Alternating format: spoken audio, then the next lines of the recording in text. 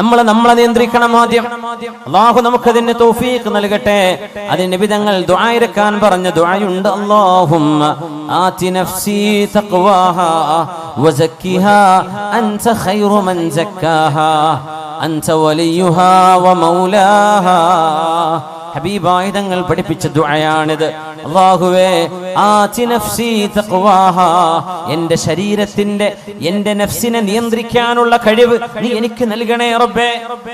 ഒരു മനുഷ്യൻ അവനവനെ കൺട്രോൾ ചെയ്യാൻ പറ്റാത്തൊരവസ്ഥ, അത് വലിയ അപകടമാണ്. നമുക്ക് നമ്മുടെ ഇമോഷൻസ്, നമ്മുടെ വികാരങ്ങൾ, നമ്മുടെ വിചാരങ്ങൾ, നമ്മുടെ തോന്നലുകൾ, നമ്മുടെ വികാര വിക്ഷോഭങ്ങള് ഇത് നിയന്ത്രിക്കാൻ കഴിയാതെ വരുന്നത് വലിയൊരു ദുരന്തമാണ്. അല്ലാഹുവിനോട് ചോദിച്ച് പ്രാർത്ഥിച്ച് പഠിക്കണം. ഈ ദുആ നമ്മൾ ശരിക്ക് പഠിച്ചു വെക്കണം. അല്ലാഹുമ്മ റബ്ബേ ആതി നഫ്സി തഖ്വാഹാ, എൻ്റെ ശരീരത്തിന് ആവശ്യമായ ബോധം തഖ്വയും നിന്നെ കുറിച്ചുള്ള ഭയപ്പാടും നീ തന്നെ നൽകണേ റബ്ബേ. വസക്കിഹാ, എൻ്റെ ശരീരത്തെ നീ ശുദ്ധിയാക്കി തരണമേ.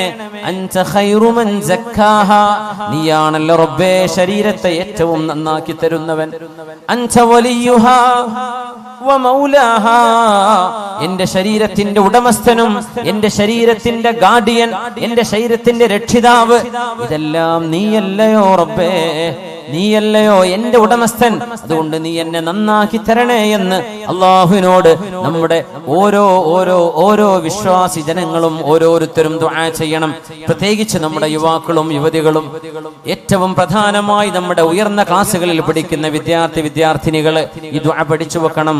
ഒന്ന് ചൊല്ലി നോക്കൂ, നമുക്ക് ഒരുമിച്ച് ചൊല്ലാം. അല്ലാഹുമ്മ ആതി നഫ്സി തഖ്വാഹാ വസക്കിഹാ അൻത ഖൈറു മൻ സക്കാഹാ അൻത വലിയുഹാ വമൗലാഹാ. ഒരുപക്ഷേ നമ്മൾ കേട്ടു പരിചയപ്പെട്ട പ്രാർത്ഥനയാകും ഇത്. എപ്പോഴും ഇടക്കിടക്ക് തിന്മകളിലേക്ക് ചിന്ത വരുമ്പോൾ ദുആ ഇറക്കണം. റബ്ബേ എന്നെ നീ കാത്തുരക്ഷിക്കണമേ. ഒരു നേരത്തെ, ഒരു സെക്കൻഡ് നേരത്തെ നമ്മുടെ ചിന്തയിൽ വരുന്ന ഒരു ഭ്രമം മതിയാകും ജീവിതം തകരാൻ. ഒരു സെക്കൻഡ് നേരത്തെ നമ്മുടെ ശരീരത്തിന് തോന്നുന്ന ഷഹ്വത്ത്, വൈകാരികമായ ഒരു ചിന്ത, ചുറ്റുപാടുകളെ സംബന്ധിച്ച് ബോധമില്ലാതെ, ശറഅനെ കുറിച്ച് ബോധമില്ലാതെ, അല്ലാഹുവിനെ കുറിച്ചും ഹബീബിനെ കുറിച്ചും ബോധമില്ലാതെ നമ്മൾ എടുക്കുന്ന ഒരു എടുത്തുചാട്ടമോ ഒരു വിവരക്കേടോ ജീവിതം മുഴുവൻ തകരാൻ അത് മതിയാകും. അല്ലാഹുവിനോട് കാവൽ ചോദിക്കണേ. അല്ലാഹുമ്മ ആതി നഫ്സി തഖ്വാഹാ വസക്കിഹാ അൻത ഖൈറു മൻ സക്കാഹാ അൻത വലിയുഹാ വമൗലാഹാ. മഹാനായ റബീഉ ഇബ്നു ഖുസൈം റളിയല്ലാഹു തആല അൻഹു കരഞ്ഞ് ശരീരമാസകലം മെലിഞ്ഞുണങ്ങിയിട്ട് മഹാൻ പറയുന്നു, വല്ലാഹി ഇൻഷാ അല്ലാഹു ലാ യസ്അലുനി റബ്ബി അന്നി വഖഅതു ബിഫാഹിശത്തിൻ അബദാ. അല്ലാഹുവിനോട് ദുആ ഇറക്കുകയാണ്. അല്ലാഹുവിന്റെ മുമ്പിൽ ശപഥം ചെയ്തു പറയുന്നു റബീഉ റളിയല്ലാഹു അൻഹു, വല്ലാഹ്, അല്ലാഹുവിനെ തന്നെയാണ് സത്യം. ഈ വാക്ക് പോലെ നമുക്കൊരു ധൈര്യപ്പെട്ട് പറയാൻ കഴിയോ? ധൈര്യപ്പെട്ട് പറയാൻ കഴിയുമോ? വല്ലാഹി, അല്ലാഹുവിനെ തന്നെയാണ് സത്യം. ഇൻഷാ അല്ലാഹ്, ഇൻഷാ അല്ലാഹ് ലാ യസ്അലുനി റബ്ബി അന്നി വഖഅതു ബിഫാഹിശത്തിൻ അബദാ. എന്നോട് അല്ലാഹു ഒരിക്കലും എന്തുകൊണ്ട് റബീഅേ നിങ്ങൾ ഒരു വ്യഭിചാരം ചെയ്തു എന്ന് എൻ്റെ റബ്ബനോട് ചോദിക്കുന്ന അവസ്ഥ ഉണ്ടാവരുത്. കണ്ണുകൾക്ക് വ്യഭിചാരമുണ്ടെന്നും കാതുകൾക്ക് വ്യഭിചാരമുണ്ടെന്നും നാവിന് വ്യഭിചാരമുണ്ടെന്നും കൈകൾക്കും കാലിനും വ്യഭിചാരമുണ്ടെന്നും മഹാനായ റസൂലുള്ളാഹി സ്വല്ലല്ലാഹു അലൈഹി വസല്ലം മോശമായി കിളിപ്പെടുത്തുന്ന കഥകൾ എഴുതി വിടുന്നത്, ടൈപ്പ് ചെയ്യുന്നത്, വാട്സപ്പിൽ വിടുന്നത്, ഫേസ്ബുക്കിലൂടെ അപ്ലോഡ് ചെയ്യുന്നത്, മോശപ്പെട്ട മനുഷ്യനെ വികാരപ്പെടുത്തുന്ന, മനുഷ്യനെ തിന്മയിലേക്ക് കൊണ്ടുപോകുന്ന ഇക്കിളി പൈങ്കിളി കഥകൾ എഴുതിവിടുന്ന ആളുകളുടെ വിരൽ തുമ്പുകൾ ചെയ്യുന്നത് ഒരു വ്യഭിചാരമാണ്. അത് വായിക്കുന്നവന്റെ കണ്ണ് ചെയ്യുന്നത് വ്യഭിചാരമാണ്. അത് കേൾക്കുന്നത് വ്യഭിചാരമാണ്. അത്തരം വിഷയങ്ങൾ അറിയാനും ആസ്വദിക്കാനും നടന്നു പോകുന്നത് കാലുകൊണ്ട് ചെയ്യുന്ന വ്യഭിചാരമാണ്. അത് മനുഷ്യന്റെ ജനനേന്ദ്രിയം ഒന്നുകിൽ ശരിവെക്കും, അല്ലെങ്കിൽ അതിനെ എതിർക്കും. ശരിവെച്ചാൽ അതിനർത്ഥം അവൻ ശരിയായ തിന്മയിൽ ചെന്ന് പതിക്കുന്നു. മഅദല്ലാഹ്. അതുകൊണ്ട് ഈ രണ്ട് കവിതകളുടെ ആശയം വളരെ വലുതാണ്. നമ്മൾ ഒറ്റക്കിരിക്കുമ്പോഴോ ആരാരും അറിയില്ലെന്ന് തോന്നുമ്പോഴോ നമ്മുടെ ഖൽബിന്റെ ഉള്ളിൽ പറയണേ, എന്നെ അല്ലാഹു കണ്ടുകൊണ്ടിരിക്കുകയാണ്.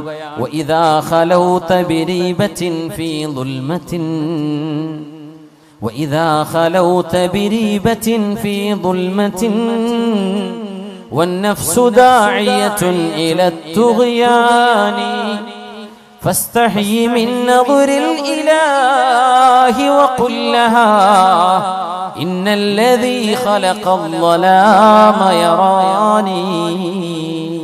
അല്ലാഹു നമുക്ക് ആ ബോധം നൽകട്ടെ. നമുക്ക് നമ്മെ നിയന്ത്രിക്കാനുള്ള കഴിവ്. നാളെ ഖബറിൽ പോയി കിടക്കുമ്പോ വേണ്ടില്ലായിരുന്നുവെന്ന് പശ്ചാത്തപിക്കുന്ന, നമ്മളെ തെറി പറയുന്ന, നമ്മളെ ശപിച്ചു കളയുന്ന ജീവിതത്തിൽ വരുന്ന അബദ്ധങ്ങൾ ഉണ്ടാവരുതേ. നാളെ മഹ്ശറായിലേക്ക് നമ്മുടെ കിതാബ് നൽകപ്പെടുമ്പോ, യാ അബ്ദി, എന്റെ ദാസനെ, ഹൽ വലമക ഹഫളതി, നിന്റെ കർമ്മങ്ങൾ എഴുതി വെക്കാൻ ഞാൻ നിശ്ചയിച്ച എന്റെ മലക്കുകൾ, എന്റെ ഉദ്യോഗസ്ഥന്മാർ നിന്നോട് അതിക്രമം ചെയ്തിട്ടുണ്ടോ?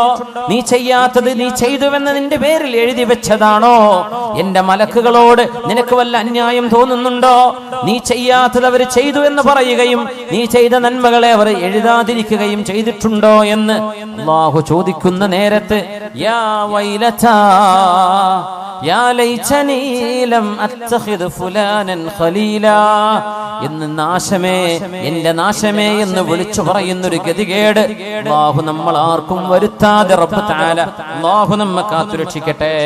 ഇമാമുനാ ബുഖാരി റഹ്മത്തുള്ളാഹി അലൈഹി സ്വഹീഹ് എഴുതി വെച്ച മഹാനവറുകൾ പറഞ്ഞു, വല്ലാഹി മാ കദബ്തു കിദ്ബതൻ, ഞാൻ എന്റെ ജീവിതത്തിൽ ഒരു നുണ പോലും പറഞ്ഞിട്ടില്ല. വലഗ്തബ്തു മുസ്ലിമാ, ഒരു മുസ്ലിമിനെ പോലും ഞാൻ ഗീബത്ത് പറഞ്ഞിട്ടില്ല. മുൻദു അലിംതു അന്നൽ ഗീബത തസ്രി ബി അഹ്ലിഹാ, ഗീബത്ത് ദോഷമാണെന്നും അത് തെറ്റാണെന്നും ഞാൻ മനസ്സിലാക്കിയ നാള് മുതൽ ഞാനൊരു നുണയും പറഞ്ഞിട്ടില്ല എന്ന് പറയണമെങ്കിൽ ഇതൊരു ധൈര്യമാണ്. നമുക്കത് പറയാൻ കഴിയോ? വലഗ്തബ്തു മുസ്ലിമൻ, ഒരു മുസ്ലിമായ മനുഷ്യനെയും ഞാൻ ഗീബത്തും പറഞ്ഞില്ല. ഇത് പറയാനുള്ള ഒരു കരുത്ത്, ഒരു തരത്തിലുള്ള ധൈര്യം മഹാനായ ഇമാമുനാ ബുഖാരി റഹ്മത്തുള്ളാഹി അലൈഹി. അതുകൊണ്ട് മുഅ്മിനേ, നമ്മൾ ഇന്ന് ചർച്ച ചെയ്യുന്ന വിഷയം, തിന്മകൾ കാണുമ്പോൾ ആ തിന്മകൾ തിന്മയാണെന്ന് വിളിച്ചു പറയാനും തിന്മകളെ തിരുത്താനും, തിന്മകൾ നടക്കാതെ ഈ രാജ്യത്തെ, നമ്മുടെ നാടിനെ, മനുഷ്യ സമൂഹത്തെ മൃഗങ്ങളുടെ സ്വഭാവങ്ങളിൽ നിന്ന് മനുഷ്യത്വത്തിലേക്ക് തിരിച്ചു കൊണ്ടുവരാൻ ചെറിയവർക്കും വലിയവർക്കും ആണുങ്ങൾക്കും പെണ്ണുങ്ങൾക്കും അവർക്ക് ഇടപെടേണ്ട അനിവാര്യതയുണ്ട്. പ്രത്യേകിച്ച് ഇന്ന് അവനവന്റെ ചിന്തകളും ആശയങ്ങളും ഒരാളെയും വേദനിപ്പിക്കാതെ എന്നാൽ തെറ്റുകൾക്ക് തിരുത്ത് ലോകത്തിന് പറഞ്ഞു കൊടുക്കാനുള്ള മീഡിയ സംവിധാനങ്ങൾ ഓരോരുത്തരുടെയും കയ്യിലുണ്ടായിരുന്നിട്ട് എന്തുകൊണ്ടൊരു തിരുത്ത് നമ്മൾ കൊടുത്തില്ല എന്ന് അള്ളാഹു ചോദിച്ചാൽ, ഞാൻ പറഞ്ഞാൽ അത് ആര് കേൾക്കാനാണ് എന്ന ഒരു മറുപടി 21ാം നൂറ്റാണ്ടുകാർക്ക് പറയാൻ കഴിയില്ല. ഈ ഫേസ്ബുക്കും വാട്സപ്പും ഉള്ള കാലത്ത് തിന്മകളെ തിന്മകളായിട്ട് തന്നെ അതിനെ മനസ്സിലാക്കുകയും അത് തിരുത്താനുള്ള ആഹ്വാനം നടത്തുകയും ചെയ്യേണ്ട അനിവാര്യത ഹബീബായ നബി തങ്ങൾ പറഞ്ഞു. മുൻ സമുദായങ്ങൾ നശിപ്പിക്കപ്പെട്ടു പോയവരുണ്ട്. എത്രയോ ആളുകൾ നമ്മൾ പെട്രയെ കുറിച്ച് പറയും. ജോർഡാനിന്റെ ഭാഗമാണ് പെട്ര. ജോർഡാനിന്റെ ഈസ്റ്റിലേക്ക്, നോർത്ത് ഈസ്റ്റിലേക്ക്, സൗദി അറേബ്യയുടെ നോർത്ത് വെസ്റ്റിലേക്ക് മദായിൻ സാലിഹ്, അതിനിപ്പുറത്ത് പെട്ര, ആ പ്രദേശങ്ങൾ സമൂദ് ഗോത്രക്കാർ, സാലിഹ് നബി അലൈഹിസ്സലാമിന്റെ ആളുകൾ ജീവിച്ചു പോയ സ്ഥലം ഇന്ന് ടൂറിസ്റ്റ് കേന്ദ്രങ്ങളാണ്. അത് ടൂറിസത്തിന്റെ സ്ഥലങ്ങളല്ല എന്നാ ഖുർആൻ പറയാം, അത് അദാബിന്റെ സ്ഥലങ്ങളാണ്. നിങ്ങൾ അതിലൂടെ കടന്നു പോകുമ്പോ ഇല്ല അൻതും ബാഖൂൻ, കരഞ്ഞുകൊണ്ടല്ലാതെ സ്വഹാബികളെ ഇതിലെ കടന്നു പോകരുത് എന്ന് നബി തങ്ങൾ തബൂക്കിലേക്ക് പോകുമ്പോൾ പറഞ്ഞു കൊടുത്തിട്ടുണ്ട് സല്ലല്ലാഹു അലൈഹി വസല്ലം. ആ മലകൾ വലിയ വലിയ പർവ്വതങ്ങളാണ് അവര് വീടുകളാക്കി കൊത്തിയെടുത്തത്. ഇന്നൊന്ന് വെറുതെ നെറ്റിലൊന്ന് പെട്ര എന്ന് അടിച്ചു നോക്കിയാൽ കാണാൻ പറ്റും. സമൂദുകാർ യൻഹിതൂന മിനൽ ജിബാലി ബുയൂത, അവര് പർവ്വതങ്ങളെ തുരന്ന് വീടുണ്ടാക്കിയവരാണ് എന്ന് ഖുർആൻ പറഞ്ഞതിനെ ശരിക്കും കാണണമെങ്കിൽ ഒരു ഗൂഗിൾ ഇമേജസിൽ പെട്ര, PETRA, പെട്ര എന്നടിച്ചു കൊടുത്താൽ മനസ്സിലാവും. സമൂദുകാരുണ്ടാക്കി വെച്ച മലകൾ, പർവ്വതങ്ങളെ വീടുകളാക്കി മാറ്റിയ ഇന്നും അവിടെ നിലനിൽക്കുന്ന ആരെങ്കിലും പിന്നെ അവിടെ പോയി പാർത്തോ? ആരും പാർത്തില്ല. എന്തേ? ആ സമുദായം നശിപ്പിക്കപ്പെട്ടു പോയവരാണ്. പിന്നെ ആരും അവിടെ അനന്തരെടുത്തിട്ടില്ല. വാപ്പാന്റെ വീട് വലിയ വലിയ മാമലകളാണ്, വലിയ ജനലും വാതിലുമുള്ള വലിയ വീടുകളായി കോട്ടകളാക്കി ഇവർ പണിതത്. ആരെങ്കിലും പാർത്തോ? ഇല്ല. അല്ലാഹു നശിപ്പിച്ചു. ഇറ്റലിയുടെ ഭാഗമായ ഒരു സ്ഥലമുണ്ട്, പ്യൂംപി എന്ന് പറയുന്ന സ്ഥലം. പ്യൂംപി വ്യഭിചാരം പച്ചയായി തെരുവുകളിൽ വ്യഭിചാരം നടത്തിയ ആളുകളാണ്. ആ വ്യഭിചാരത്തിൽ പ്രത്യേകത, എല്ലാ അങ്ങാടികളുടെ ചുമരുകളിലും പുരുഷനും സ്ത്രീയുടെയും നഗ്നമായ രൂപങ്ങളും ചിത്രങ്ങളും പച്ചയായി എഴുതി വെച്ചിരുന്ന ചിത്രപ്പണിയെടുത്തിരുന്ന പ്യൂംപി എന്ന് പറയുന്ന നാട്ടുകാർ ഇറ്റലിക്കാരാണ്. ആ നഗരം അള്ളാഹു നശിപ്പിച്ചത്. ഇന്ന് അവിടെ ചരിത്രാവശേഷിപ്പുകളുണ്ട്. എന്താ? ആ പ്യൂംപിയിലേക്ക് കടക്കുമ്പോ ചെറിയ മക്കളെ, അതൊരു ഒരു മ്യൂസിയം സിറ്റിയാണിന്ന്. അല്ലാഹു തആല പാറകൾക്കുള്ളിലെ തിളച്ചുമറിയുന്ന ഭൂമിക്കുള്ളിലെ ലാവ, അഗ്നിപർവ്വതം ഉണ്ടാകുമ്പോഴുണ്ടാകുന്ന ലാവ പ്യൂംപി നഗരത്തിലേക്ക് അടിച്ചു വന്ന് വ്യഭിചാരത്തിൽ ഏർപ്പെട്ടിരുന്ന ആണിന്റെയും പെണ്ണിന്റെയും ദേഹത്തിലൂടെ ആ ചുട്ടുപൊള്ളുന്ന കുഴമ്പ് പോലെയുള്ള പാറയുടെ അള്ളാഹുവിന്റെ ഈ ലാവയുടെ ആ ഒരു ലായനി ദേഹത്തുകൂടെ കവിഞ്ഞു പോയപ്പോ കിടന്ന കിടപ്പിൽ കല്ലുകളായി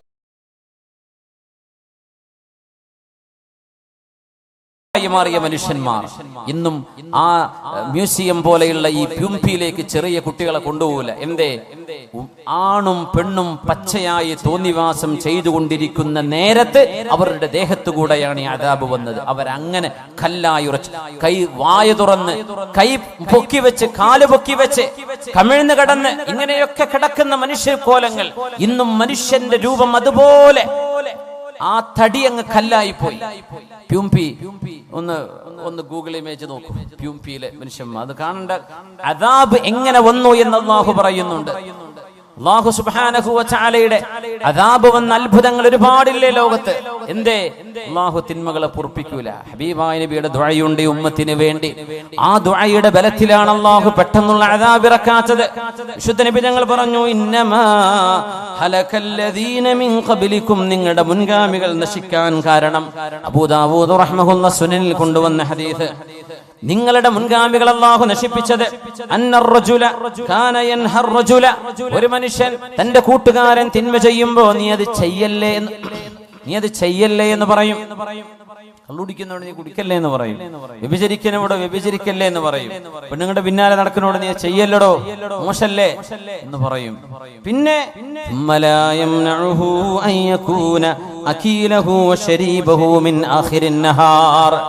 രാവിലെ തന്റെ കൂട്ടുകാരൻ തെറ്റ് ചെയ്യുമ്പോ അവനോട് പറയും, ചെയ്യല്ലടോ, നീ എന്താണോ ഈ കാണിക്കുന്നത് എന്ന് പറഞ്ഞിട്ട് ആ തെറ്റ് ചെയ്യുന്ന അതേ ആളിന്റെ കൂടെ വൈകുന്നേരമാകും പറയും, നമുക്ക് ഭക്ഷണം കഴിക്കാൻ പോവല്ലേ, എവിടുക്ക പോവാ, നമുക്ക് ഇടക്കിടക്ക് പോവാ, നിലമ്പൂരിലേക്ക് പോവാ, കോഴിക്കോട്ടേക്ക് പോവാ.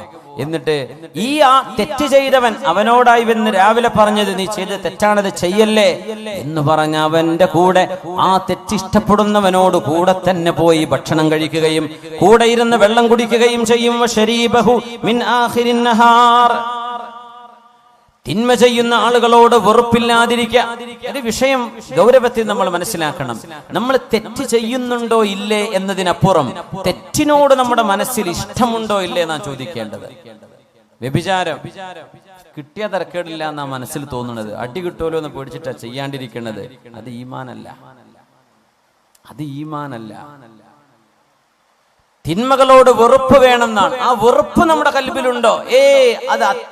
ഇന്നഹു കാന ഫാഹിഷതൻ വസാഅ സബീല, അല്ലാഹു മോശമാണ്, വളരെ മോശമാണ് എന്ന് അല്ലാഹു പറഞ്ഞത്. ഞാൻ എന്റെ ജീവിതത്തിലേക്ക് കൊണ്ടുവന്ന എന്റെ ഭാര്യയല്ലാതെ എന്റെ ശരീരത്തിന്റെ രഹസ്യങ്ങൾ അറിയാൻ മറ്റൊരാളില്ല എന്ന് നമ്മുടെ കൽബിൽ നമ്മൾ ഉറക്കുന്നുണ്ടോ?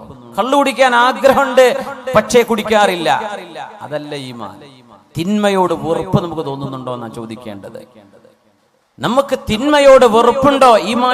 ഈമാനിന്റെ പ്രത്യേകത അതാണ്. അല്ലാഹുമ്മ ഹബ്ബിബ് ഇലൈനൽ ഈമാൻ വസയ്യിൻഹു ഫീ ഖുലൂബിനാ വകർരിഹ് ഇലൈനൽ കുഫ്റ വൽ ഫുസൂഖ വൽ ഉസ്യാൻ വഉലൈക ഹുമുർ റാഷിദൂൻ ഒരു പ്രാർത്ഥന ഖുർആനിന്റെ ആയത്തിൽ നിന്നുണ്ടാക്കിയ പ്രാർത്ഥന.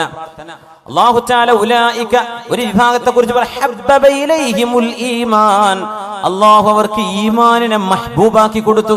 വിശ്വാസം, അല്ലാഹുവിലുള്ള വിശ്വാസം, പരലോകത്തേക്ക് റബ്ബിനെ കാണാൻ പോകണം, നാളെ വിചാരണയുണ്ട്, നാളെ ഖബറിന്റെ ഉള്ളിൽ ശിക്ഷയുണ്ട്, രക്ഷയുണ്ട്, നാളെ സിറാത്തുണ്ട്, മീസാനുണ്ട്, ഹിസാബുണ്ട്, സ്വർഗ്ഗമുണ്ട്, നരകമുണ്ട്, അല്ലാഹുവിനെ കാണുന്ന ഒരു ലിഖാ ഉണ്ട് എന്ന് വിശ്വസിക്കുന്ന ആ വിശ്വാസം ഖൽബിലേക്ക് ഇഷ്ടപ്പെടുകയും വസയ്യനഹു ഫീ ഖുലൂബിഹിം, അവരുടെ ഖൽബിൽ അല്ലാഹു വിശ്വാസം മനോഹരമാക്കി കൊടുക്കുകയും ചെയ്തു.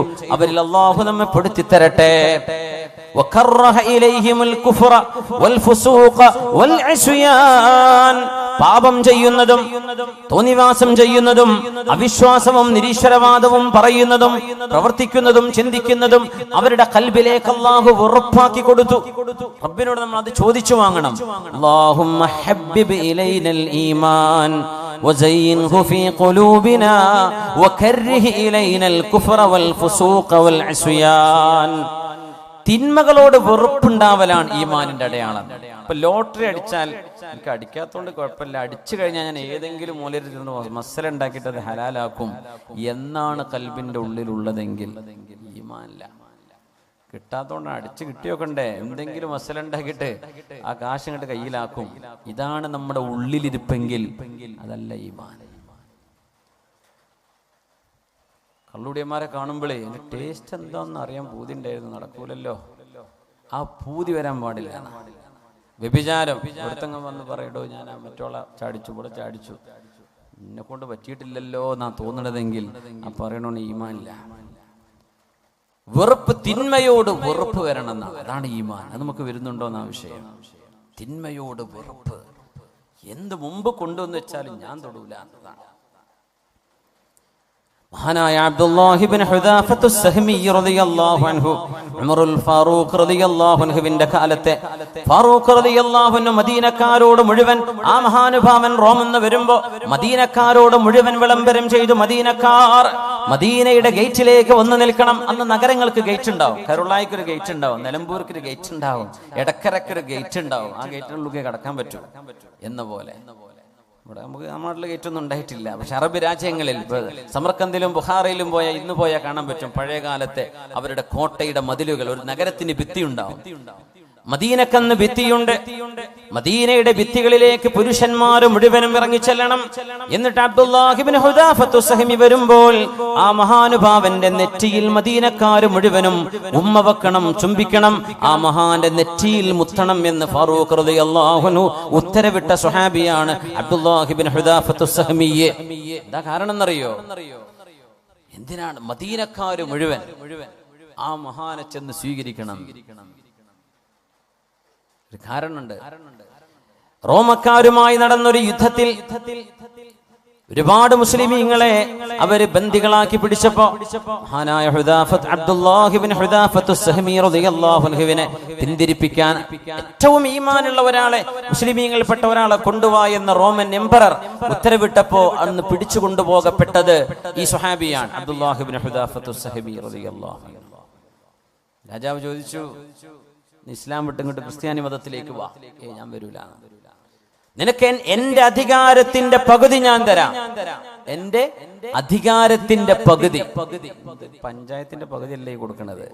റോമൻ എംപയർ എന്ന് പറഞ്ഞാൽ ഇന്നത്തെ യൂറോപ്പ് മുതൽ തുർക്കി മുതൽ ഇറാഖ് വരെ ജോർഡാനിലൂടെ കടന്നു പോകുന്ന പ്രവിശാലമായ ലോകത്തിന്റെ പകുതി. ഇന്നൊരു വീട് വെച്ചരാന്ന് പറഞ്ഞാൽ ഞാൻ ക്രിസ്ത്യാനി ഏത് മതച്ചായിക്കോളെ, എനിക്കൊരു വീട് കിട്ടിയാൽ മതി. ഇതാണ് മനുഷ്യന്മാരുടെ ഈമാന്റെ അവസ്ഥ. പാല് പാക്കറ്റ് കിട്ടിയാൽ ഞാൻ പോന്നോളാം, എന്റെ കിഡ്നി ചികിത്സക്ക് പൈസ കിട്ടിയാൽ ആരാ തരുന്ന ഓരോ മതത്തിലേക്ക് ഞാൻ പോരാം എന്ന് പറയുന്ന ഒരു ഈമാനിന്റെ ദുർബലത ഈ മഹാന്റെ സംഭവമായി നമ്മൾ തുലനം ചെയ്യണം. എന്റെ രാജ്യത്തിന്റെ പകുതി തരാം, എനിക്ക് വേണ്ട, ഞാൻ വരില്ല. ഇസ്ലാം ഉപേക്ഷിക്കുന്നില്ലെങ്കിൽ നിന്നെ കൊല്ലുന്നു, കൊന്നോളൂ. അങ്ങനെ പിടിച്ചിട്ട് ഒരു കുരിശിൽ തറച്ചു. രാജാവ് പറഞ്ഞു അമ്പയ്യ, പക്ഷെ ദേഹത്ത് കൊള്ളരുത്, പേടിപ്പിച്ചാൽ മതി എന്ന് പറഞ്ഞു. അദ്ദേഹം കൂളായിട്ട് കിടന്നുകൊടുത്തു. അവരങ്ങനെ അമ്പ ചെയ്തു. ഒരു കുലുക്കല്ല, ഒന്നും ചെയ്യേണ്ട, ഇറക്കിക്കൊള്ളുന്നു. പിന്നെ ചെയ്തതൊരു ഏറ്റവും വലിയ ക്രൂരതയാണ്. ആ മഹാനുഭാവനെ ജയിലിലടച്ചു, ഭക്ഷണം കൊടുത്തില്ല. 4 ദിവസം കഴിഞ്ഞ് ഭക്ഷണമില്ലാണ്ട്. എന്നിട്ട് ഒരു കുപ്പി കള്ളും അതോടൊപ്പം പന്നിമാംസം, പോർക്ക്, പന്നിമാംസം വേവിച്ചതും കൊണ്ടുപോയി കൊടുത്തു, ജയിലിൽ കൊണ്ടുപോയി വെച്ചു കൊടുത്തു. ആ നേരത്ത് മഹാൻ പറഞ്ഞൊരു വാക്കുണ്ട്, അല്ലാഹുവേ, ഒരു മനുഷ്യൻ കുടുങ്ങുന്ന നേരത്തെ ഇത് ഹലാലാണെന്ന് നീ എനിക്ക് വിധിച്ചിട്ടുണ്ട്. അങ്ങനെയാണല്ലോ. വേറെ ഒരു ഭക്ഷണമില്ല, ഒന്നും കയ്യിലില്ല, ഒരു വെള്ളവുമില്ല, തൊണ്ട വരണ്ട് മരിക്കാൻ പോവാൻ. അങ്ങനത്തെ ഒരു ഘട്ടത്തിൽ അവനവന്റെ ജീവൻ നിലനിർത്താൻ മാത്രം ഒരു ഹറാം അള്ളാഹു അനുവദിച്ചു കൊടുക്കുന്നു. ഒരു ഘട്ടത്തിൽ ആ നേരത്തൊരു മാംസം അതേ ഉള്ളൂ, വേറെ ഒന്നും ഒരു ഭക്ഷണവും ലഭ്യമല്ല. ആ ഒരു പന്നിമാംസം കഴിച്ചില്ലെങ്കിൽ അവൻ ജീവൻ അപകടത്തിലാണ്, അവൻ മരിച്ചു പോകും. അങ്ങനത്തെ ഒരു ഘട്ടത്തിൽ അത് അനുവദി ഇല്ലാമൽ തുരിർത്തും എന്ന് ഖുർആൻ പറഞ്ഞതിനർത്ഥം അതാണ്, നിങ്ങൾക്കൊരു നിർബന്ധമായ ഒരു സാഹചര്യം. യൂറോപ്പിലേക്കൊക്കെ യാത്ര പോകുമ്പോൾ എത്രയോ ആളുകൾ ഷെങ്കൻ വിസ എടുത്ത് പോകും. ഫ്രാൻസും ജർമ്മനിയും ഇറ്റലിയും സ്വിറ്റ്സർലൻഡും ഒക്കെ കണ്ടുപോരാം. അവിടുത്തെ മീറ്റ് ഹലാൽ മീറ്റ് ആവണമെന്നില്ല, അവിടുത്തെ ചിക്കൻ ഹലാൽ ചിക്കൻ അല്ല. വേറെ നിർവാഹമല്ലല്ലോ എന്ന് പറഞ്ഞ് കഴിക്കും. വേറെ നിർവാഹം വെജിറ്റേറിയൻ കഴിക്കൂടെ, സീ ഫുഡ് കഴിച്ചൂടെ? അതിനെ പറ്റിയല്ല ഈ പറഞ്ഞത്. ജീവൻ അബ്ദുല്ലാഹ് ഇബ്നു ഹുദാഫത്ത് സഹ്മി ജയിലിലാണ്, കൊണ്ടുപോയി കൊടുത്തു. മഹാൻ ആ ഭക്ഷണത്തോട് രാജാവ് പരീക്ഷിക്കുകയായിരുന്നു ഈമാന്റെ അളവ്. നമ്മളൊക്കെ ഒന്ന് ആലോചിക്കണം മുഅ്മിനെ, എന്താ നമ്മളെ ഈമാനും നമ്മളും തമ്മിലുള്ള അവസ്ഥ എന്താണ്? ആ മഹാനൊരു വാക്ക് പറഞ്ഞവരുടെ മുമ്പിൽ, അല്ലാഹുവേ, ജീവിതത്തോട് മല്ലടിക്കുന്ന, മരണം മുന്നിൽ കാണുന്ന ഒരു മനുഷ്യന് ദാഹാർത്തനായവന്റെ മുമ്പിൽ നീ ഹറാമായ വെള്ളവും ഹറാമായ മദ്യവും നീ ഹലാല് പോലെ അനുവദിക്കുന്നുണ്ട് എന്ന് എനിക്കറിയാം റബ്ബേ. ഈ മാംസം എനിക്കിപ്പോൾ കഴിക്കൽ ഹലാലാണെന്ന് എനിക്കറിയാം. 4 ദിവസമായി ഞാൻ പട്ടിണിയിലാണ്. പക്ഷേ അല്ലാഹുവേ, ഈ മാംസവും നീ ഹറാമാക്കിയത് എന്നെ കൊണ്ട് കഴിപ്പിക്കുന്നത് കണ്ട്, ഞാൻ കഴിക്കുന്നത് കണ്ട് എന്റെ മതത്തോട്, ഞാൻ മതത്തിന്റെ വിശ്വാസങ്ങളോട് പിന്മാറി എന്ന് എന്നെ താറടിച്ചു കാണിക്കാൻ, അവർ സന്തോഷിക്കാൻ ചെയ്യുന്ന ഈ പരിപാടിക്ക് ഞാൻ കൂട്ടുനിൽക്കില്ല റബ്ബേ. ഞാൻ ഇങ്ങനെ മരിച്ചാലും അവരിങ്ങനെ ഇത് കണ്ട് സന്തോഷിക്കരുത്, ഞാൻ അവരെ സന്തോഷിപ്പിക്കാൻ അനുവദിക്കില്ല, ഞാനത് തൊടുന്നില്ല റബ്ബേ എന്ന് പറഞ്ഞ് അത് തൊടാതെ പോയ അബ്ദുല്ലാഹി ഇബ്നു ഹുദാഫത്ത് സഹ്മി രാജാവ് വീണ്ടും ഇവിടുന്ന് പുറത്തിറക്കിയത്. 6-7 സ്വഹാബിമാരെ ഒരു വലിയൊരു ചെമ്പിൽ തിളച്ച എണ്ണയിൽ ജീവനോടെ കൊണ്ടുപോയിട്ടിട്ടുണ്ട്. നമ്മളൊക്കെ റോഹിംഗ്യൻ മുസ്ലിമീങ്ങളോട് ചെയ്യുന്ന അദാബ് കാണുമ്പോൾ മനസ്സൊക്കെ പടച്ചു പോകും. നമുക്ക് ഉറക്കം വരൂല, ആഴ്ചകളോളം ഭക്ഷണം കഴിക്കാൻ കഴിയില്ല റബ്ബേ. പാവം മനുഷ്യരോട് കാണിക്കുന്ന ക്രൂരത കണ്ടോ? സ്വഹാബികൾ അതിലേറെ സഹിച്ചു. 6-7 സ്വഹാബിമാരെ തിളച്ച എണ്ണ തിളപ്പിച്ചിട്ട് ജീവനോടെ അവിടെ പിടിച്ചു വെക്കപ്പെട്ട സ്വഹാബികൾ പറഞ്ഞു, അബ്ദുല്ലാ, നീ പിന്മാറിയില്ലെങ്കിൽ നിന്നെ ഇതാണ് ഞങ്ങൾ ചെയ്യാൻ പോകുന്നത്. അദ്ദേഹം കരഞ്ഞു. എന്തിനാ കരച്ചിലെന്ന് ചോദിച്ചു. ഞാൻ കരയുന്നത് എനിക്കൊരു ശരീരമല്ലേ ഉള്ളൂ, ഇതൊന്ന് നിങ്ങൾ ഇട്ട് കഴിഞ്ഞാൽ എന്റെ തടി തീർന്നില്ലേ? എനിക്ക് ഇങ്ങനെ 1000 ശരീരം ഉണ്ടായിരുന്നെങ്കിൽ ഞാൻ കൊതിച്ചു പോവുകയാണ്. ഒന്നല്ലേ ഉള്ളൂ, ആ സങ്കടത്തോടാണ് ഞാൻ കരയുന്നത്. ഇത് കണ്ടപ്പോഴാണ് രാജാവിന് ബോധ്യപ്പെട്ടത്, ഇസ്ലാം, ഇവര് മുസ്ലിം ആകുന്നത് പൈസക്ക് വേണ്ടിയല്ല. ഇവർ ഇസ്ലാം സ്വീകരിച്ചത് സത്യം, ധർമ്മം, യുക്തിബദ്ധമായൊരു വിശ്വാസ പ്രമാണം, ഇത് ലോകത്ത് ഇത് മാത്രമുള്ളൂ എന്ന് ബോധ്യപ്പെട്ടതിന്റെ പേരിലാണ്. ആ ഒരു വിശ്വാസത്തിന്റെ പ്രതീകമായ അബ്ദുല്ലാഹി ഇബ്നു ഹുദാഫത്ത് സഹ്മിയെ ഒന്നും ചെയ്യാതെ ശിക്ഷിക്കാതെ ഇയാൾ വെറുതെ വിടാൻ പോവുകയാണ് രാജാവ്. ഈ മനുഷ്യന്റെ ഈമാനിന്റെ ഘനം കണ്ടിട്ട് നമുക്ക് അങ്ങനത്തെ ഒരു ചെറിയൊരു ഘട്ടം വന്നാൽ എന്തായിരിക്കും നമ്മുടെ അവസ്ഥ? നമ്മളെ കീഴടങ്ങി കൊടുക്കൂലേ? അന്നേരം രാജാവ് പറഞ്ഞു, അബ്ദുല്ലാ, അവസാനത്തെ ഒരു ചോദ്യം, നീ എന്റെ നെറ്റിയിലൊന്ന് ഉമ്മ വെക്കുമോ? നെറ്റിയിൽ ഉമ്മ വെക്കെന്ന് പറഞ്ഞാൽ ഞാൻ താഴെയാണ്, നിങ്ങൾ മീതയാണ്, ഞാൻ നിങ്ങളെ ബഹുമാനിച്ചു, ഞാൻ ഒന്നുമല്ല എന്നൊരു സമ്മതിപ്പിക്കലാണത്. അദ്ദേഹം പറഞ്ഞു, ഞാൻ ചെയ്യാം, പക്ഷേ ഒരു കണ്ടീഷൻ ഉണ്ട്. ഞാനത് ചെയ്താൽ എന്റെ കൂടെയുള്ള 10, 70, 80 സ്വഹാബിമാർ, മുസ്ലിമീങ്ങൾ, താബിഈങ്ങളുണ്ട്, അവരെ നിങ്ങൾ വിട്ടയക്കണം എന്റെ കൂടെ. അദ്ദേഹം പറഞ്ഞു, നീ എന്റെ നെറ്റിയിലൊന്ന് ഉമ്മ വെച്ചാൽ നിന്നെ ഞാൻ വിട്ടയക്കാം. മഹാനവർ പറഞ്ഞു, ഞാനത് ചെയ്യാം, പക്ഷേ എന്റെ കൂടെയുള്ള 80 ആളുകളുടെ ജീവൻ അതുകൊണ്ട് രക്ഷപ്പെടണം, എന്റേത് മാത്രമല്ല. ഞാൻ തരാം. രാജാവിന് എങ്ങനെയെങ്കിലും അബ്ദുല്ലാഹി തങ്ങൾ കീഴടങ്ങണമെന്ന ആഗ്രഹത്തിലേക്ക് എത്തി. അങ്ങനെ ആ രാജാവിന്റെ നെറ്റിയിൽ അദ്ദേഹം ഉമ്മ വെച്ചു. ഒന്നുമില്ല, പ്രതീകാത്മകമായി ആ ഒരു സാഹചര്യം 80 ആളുകളുടെ ജീവൻ രക്ഷിക്കാൻ. ആ സംഭവം കഴിഞ്ഞ് വരുമ്പോഴാ ഫാറൂഖ് റളിയല്ലാഹു അൻഹു പറഞ്ഞത്, മദീനക്കാരായ മുഴുവൻ പുരുഷന്മാരും മദീനയുടെ ഗേറ്റിലേക്ക് നിൽക്കണം. ഇനി വരാനുള്ള അബ്ദുല്ലാഹി ഇബ്നു ഹുദാഫത്ത് സഹമിയുടെ നെറ്റിയിൽ നിങ്ങൾ ഉമ്മ വെക്കണം. അന അബ്ദഉ ബിഹിം, ഞാനാണത് ആദ്യം ചെയ്യുന്നത് എന്ന് പറഞ്ഞ് ആ നെറ്റിയിൽ ഉമ്മ ചാർത്തിയ ഉമർ ഇബ്നുൽ ഖത്താബ് റളിയല്ലാഹു അൻഹു മദീനക്കാർ മുഴുവനും. അതൊരു ഈമാനാണ്. നമ്മളെവിടെ കിടക്കുന്നു?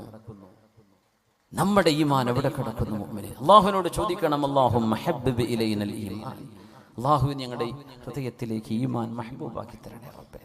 ഈമാനോടൊരു ഇഷ്ടം വരണം. അത് നമ്മൾ പഠിക്കുമ്പോഴാണ് അതിനോട് ഇഷ്ടം വരിക, അറിയുമ്പോഴാണ് അതിനോട് ബഹുമാനം വരിക. അല്ലാഹുമ്മ ഹബ്ബിബ് ഇലൈനൽ ഈമാൻ وزينه في قلوبنا وكره إلينا الكفر والفسوق والعصيان وجعلنا من الراشدين. എഴുന്നേറ്റ് സ്വലാത്ത് ചൊല്ലിയിരിക്കാം. صلوا على النبي محمد وآله اللهم صل على سيدنا محمد وعلى آل سيدنا محمد وبارك وسلم عليه. نقول وركشل يقول اللهم صل على سيدنا محمد وعلى آل سيدنا محمد وبارك وسلم عليه.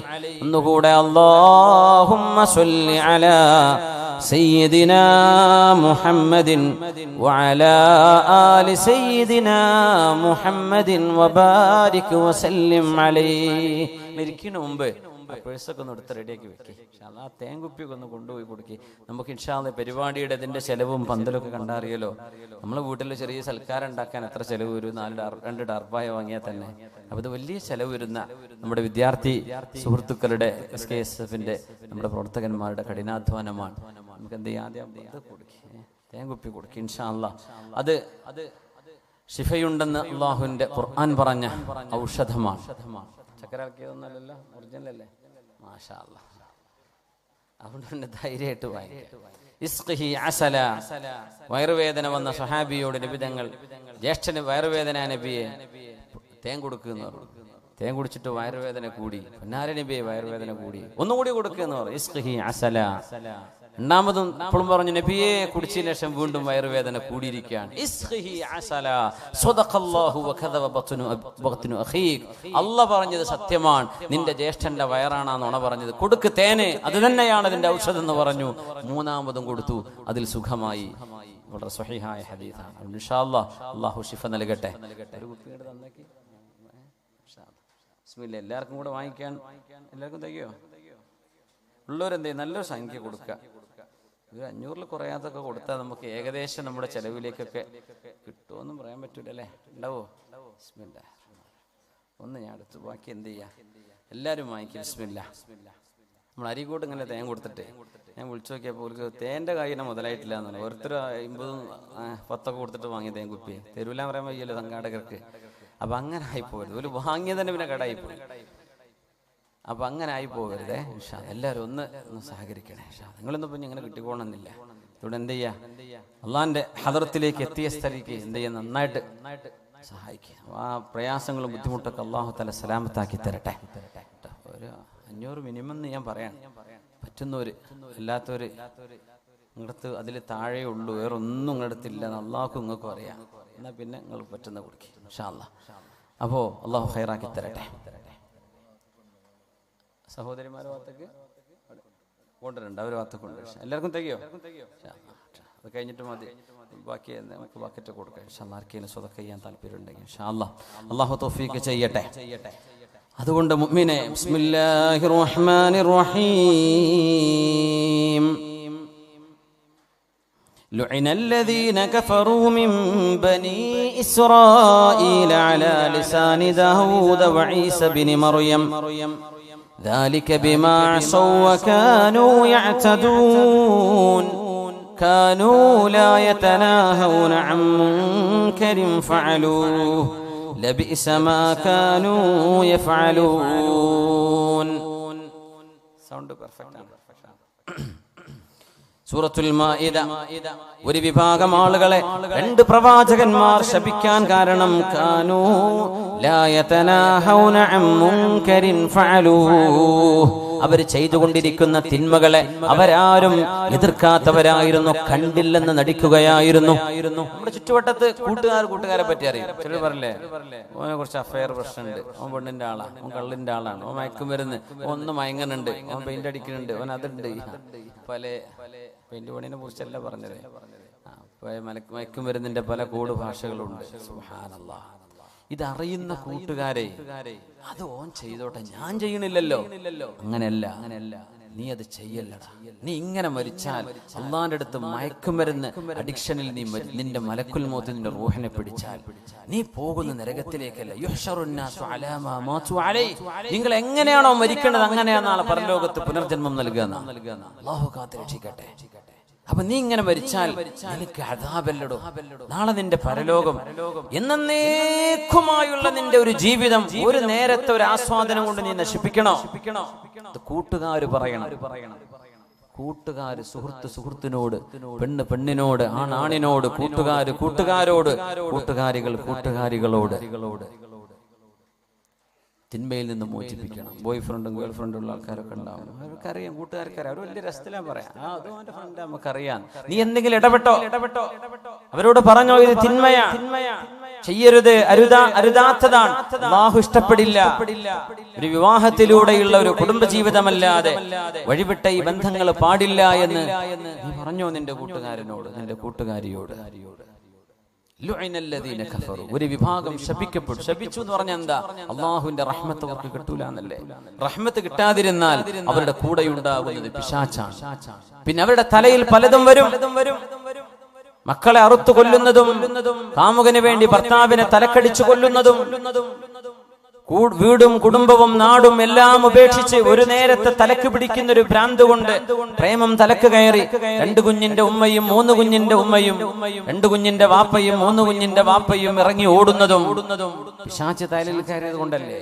ഒരു നേരം ബോധമുണ്ടെങ്കിൽ ഇത് ചെയ്യോ? അവസാനം കുറച്ചു നേരം കഴിഞ്ഞ് പെട്രോൾ കഴിഞ്ഞ് വണ്ടി നിൽക്കുമ്പോഴാണ് ഓർമ്മ വരും, എന്തിനിപ്പോ ഞാനിതൊക്കെ ചെയ്തത്, ഇത്രയേ ഉണ്ടായിരുന്നുള്ളൂ, ഇതിനാണിപ്പോ ഞാൻ ഈ ലോകം മുഴുവൻ ഇളക്കി മറിച്ചത്, കോടതി വരാന്തകളും ഒച്ചപ്പാടും ബഹളങ്ങളും ഒക്കെ ഉണ്ടാക്കിയത് ഇതിനായിരുന്നോ എന്ന് തിരിച്ചറിയുമ്പോഴേക്കും കാര്യം കൈവിട്ടു പോയിട്ടുണ്ടാകും. കാനൂ ലാ യതനാഹൗന അൻ മുൻകരിൻ ഫഅലൂഹു, അവര് ചെയ്യുന്ന തിന്മകൾ കാണുമ്പോൾ അവരാരും അത് എതിർക്കാറില്ലായിരുന്നു. നിബിതങ്ങൾ പറഞ്ഞല്ലോ സല്ലല്ലാഹു അലൈഹി വസല്ലം, രാവിലെ തിന്മകൾ ചെയ്യുന്ന ആളുകളെ കാണുകയും അവരെ എതിർക്കുകയും ചെയ്യുന്നവർ അവരോടൊരു വെറുപ്പ് തോന്നാതെ വൈകുന്നേരം അവരുടെ കൂടെ ഇരുന്ന് ഭക്ഷണം കഴിക്കുന്നവരായിരുന്നു. അതുകൊണ്ടാണല്ലോ അനഹുമുല്ലാഹു വഹവലഹും ഖിറദതൻ വഖനാസീർ, അല്ലാഹു അവരെ കുരങ്ങുകളായും പന്നികളായും രൂപം മറിച്ചത്. അതിന് കാരണം തിന്മകളോടൊരു വെറുപ്പ് തോന്നാത്തത്. ആദ്യം തിന്മകളോട് വെറുപ്പ് തോന്നണം. ബാങ്ക് പലിശയാണ്, ബാങ്ക് ജോലി പലിശയുമായി ബന്ധപ്പെട്ട ജോലിയാണ്, അള്ളാഹുവിനോട് യുദ്ധം ചെയ്യുന്ന പരിപാടിയാണ്. അത് ഏത് രാഷ്ട്രീയ സംഘടനക്കാർ നേതൃത്വം കൊടുത്താലും ബാങ്ക് പരിപാടി നമുക്ക് പാടില്ലാത്തതാണ്. അത് ഹറാമു തന്നെ. അതിനൊന്നും നമ്മള് സംഘടനകളോ രാഷ്ട്രീയ പാർട്ടികളോ ഉണ്ടാക്കി അതിന്റെ പിന്നാലെ കൂടി വലിയ സംഭവമാക്കേണ്ട ഒരു കാര്യമില്ല. അത് ഹലാലും ഹറാമും ആഖിറവും പരലോകവും ഇല്ലാത്ത ഒരു വിഭാഗം ആളുകൾ ലോകത്ത് എന്നുണ്ടാവും. അവര് നടത്തിക്കോട്ടെ. നമ്മൾ പറഞ്ഞു ഒരു ജോലിയും കിട്ടിയില്ല, ബാങ്ക് ജോലി കിട്ടിയ നാട്ടില് ബാങ്ക് മാനേജറായി ജോലി കിട്ടിയ ഞാൻ കയറുമായിരുന്നു. റെക്കമെൻഡേഷൻ നടക്കുക. നമ്മുടെ പാർട്ടി നേതാവ് ഉണ്ടല്ലോ, ജില്ലാ നേതാവിന്റെ കാല് പിടിച്ചേക്കാം. എന്തിന് നമ്മൾ നടക്കുന്നു? ഒരു ഹറാമ് നമ്മൾ ചോദിച്ചു വാങ്ങാനോ വെറുതെ കിട്ടിയെടുക്കാൻ പാടില്ലാത്ത സംഗതിയാണ്. നമ്മളെന്താ പറയാ, എന്താ ശമ്പളം 70,000, 80,000, 1 ലക്ഷം, 1.5 ലക്ഷം, പിന്നെ എടുത്തൂടെ? നമുക്കൊക്കെ എന്ത് ഈമാൻ. അല്ലാഹു യുദ്ധം പ്രഖ്യാപിച്ച വിഷയമാണ് പലിശയുടേത്. പലിശയുടെ ഇടപാടുകളോട് അള്ളാഹു യുദ്ധം പ്രഖ്യാപിച്ചു. അള്ളാഹുവിനോട് യുദ്ധം ചെയ്യുന്നതിന് തുല്യമാണ്. ആ ഒരു സിസ്റ്റം ലോകത്തുണ്ടാവാൻ പാടില്ലെന്നാണ് ഇസ്ലാമിന്റെ കാഴ്ചപ്പാട്. ഒരു മനുഷ്യന്റെ സഹായം ആവശ്യമായ രംഗത്ത് അവന് സഹായം കൊടുക്കുന്ന കാശ് കൊണ്ട് അവനെ ചൂഷണം ചെയ്യരുത്. പലിശരഹിത വായ്പാ പദ്ധതികൾ നമ്മൾ തയ്യാറാക്കുക. പലിശയുമായി ബന്ധപ്പെട്ട ഒരു ജോലിയും ഒരു മുസ്ലിമിന് എടുക്കാൻ പറ്റൂല. അതിന് ഞാൻ ആര് എതിർത്ത് എന്ത് ക്ലിപ്പറക്കിയിട്ടും കാര്യമില്ല. മുസ്ലിമിനത് പറ്റൂല. ഞാൻ മുസ്ലിമിനങ്ങളാ പറയുന്നത്. മുസ്ലിം അല്ലാത്ത പലരും ഇതൊരു പക്ഷേ യൂട്യൂബിലൊക്കെ കേട്ടേക്കാം. നിങ്ങൾ മിണ്ടാണ്ടിരുന്നാൽ മതി. ഇത് മുസ്ലിമീങ്ങളോട് ഈമാനുള്ളവരോടാണ് ഞാൻ പറയുന്നത്. നമുക്കത് പാടില്ല. വെറുതെ കിട്ടിയാലും പാടില്ല. കിട്ടിയ തരക്കേടില്ല എന്നാണ് മനസ്സിലുള്ളത്. അപ്പൊ തിന്മയോട് വെറുപ്പില്ല എന്നതിന്റെ അർത്ഥം. അത് കുറ്റകരമാണ്. നാളെ പരലോകത്തേക്ക് വരുന്ന ഒരു വിഭാഗം ആളുകളുടെ കർമ്മങ്ങളെ ഖിയാമത്ത് നാളിൽ വരുന്ന ഒരു വിഭാഗം ആളുകൾ ബിഅഅമാലിൻ കജിബാലി തിഹാമത ബൈളാ യജ്അലുഹ അല്ലാഹു ഹബാഅൻ മൻസൂറാ. മഹാനായ സൗബാൻ റളിയല്ലാഹു അൻഹു ഉദ്ധരിക്കുന്ന ഹദീസ്, സ്വഹീഹായ ഹദീസ്.